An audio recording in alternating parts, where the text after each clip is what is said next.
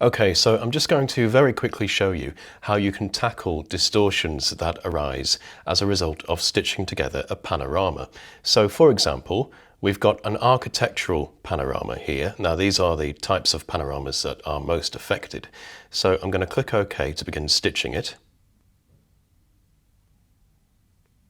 Okay, and once it's stitched, I'll just double check it for any stitching issues. No, good. Okay, and click apply. Now then, if we have a closer look at the building in this image, it looks like a bouncy castle. It's all distorted as a result of the mapping Photo has had to do to stitch the panorama together. So there's a very easy way to correct this, and that is using the Mesh Warp tool.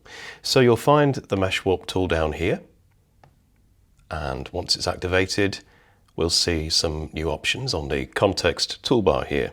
So the first thing we'll do is switch from destination to source. This will allow us to set nodes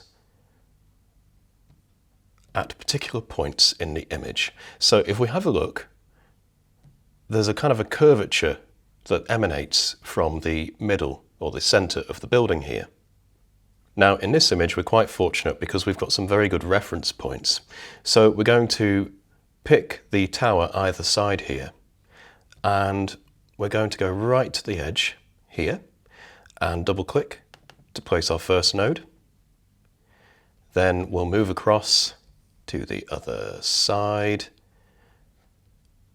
and rather than double click on the point here, we're actually going to double click on the mesh line that already exists, like so, and then just click drag it down to make it meet that point. So just note that we are doing this in source mode. This doesn't work if we're doing it in destination mode, so just double check that.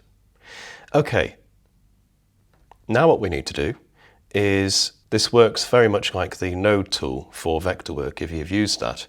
You simply click in the middle to manipulate the curve between the nodes. Now what we're looking for here is we want the curvature to match the direction or the angle of this side tower here. Like so. So it looks like we could do with just moving the curve a little higher. So like about there. Perhaps a tiny bit lower, like so.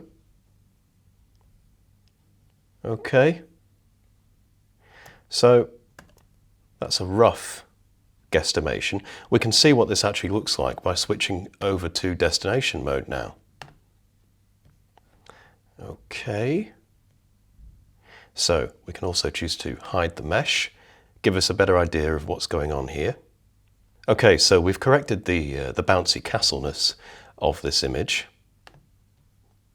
We can also, while we're in destination mode, manipulate the curves like so, just to fine-tune this.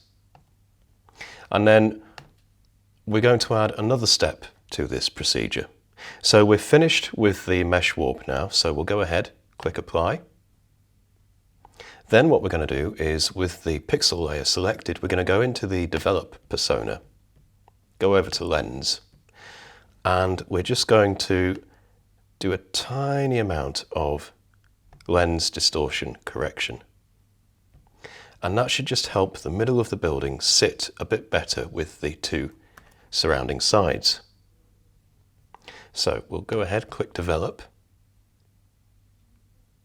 And then if we step back in our history panel, you'll be able to see the amount of distortion we start out with, and then that's the result of the mesh warp, which is already a significant improvement, and then just a bit of lens distortion to flatten the center out slightly.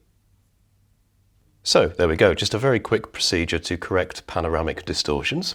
Hope you found that helpful. If you have any questions, please don't hesitate to ask on the Affinity forums, and don't forget to check out the other video tutorials as well. Thank you for watching.